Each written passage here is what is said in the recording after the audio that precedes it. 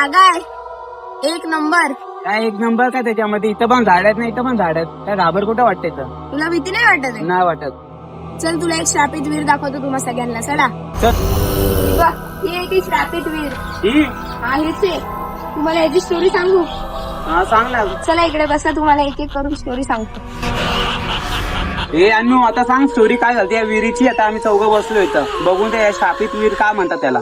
हे बघ काय झालं माहितीये का, एक दिवशी ना एक लहान मुलगी होती, आपल्या वया एवढी होती, आणि लहानपणीच तिचे बाबा जे होते ना म्हणजे पप्पा ते वारले. त्यामुळे मग तिच्या एकटीवरती भार आला. मग ती शाळा शिक्षण पाणी करत होती, तिची मम्मी तिची फीज वगैरे भरायची.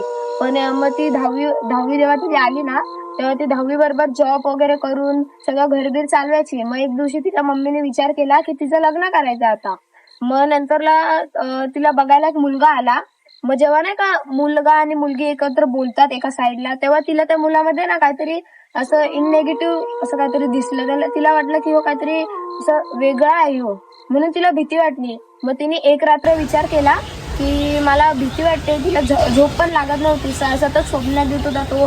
तिला असं एकदा वाटलं की तो भूत आहे, तिला असं वाटलं.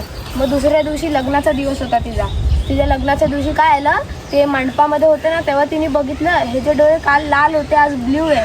तिला अचानक मध्ये भीती वाटली, म्हणून मग ती मंडपामधून पळत आली, रडली आणि तिच्या मम्मीला बोलली मला नाही करायचं हे लग्न. पण मम्मी ऐकली नाही, म्हणून मग ती पळत आली आणि मग ह्या श्रापित वीर मध्ये तिने उडी टाकली. त्यानंतरला तिची मम्मी खूप रडली वगैरे खूप काय.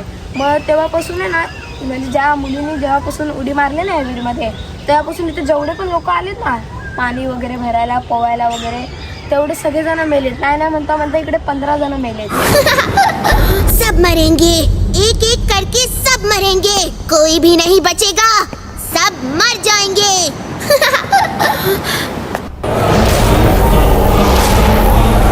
कुठे गेलेले तुम्ही? दादा आम्ही तिथं गेलो विहिरीच्या घरा. कशाला? तुम्हाला माहिती का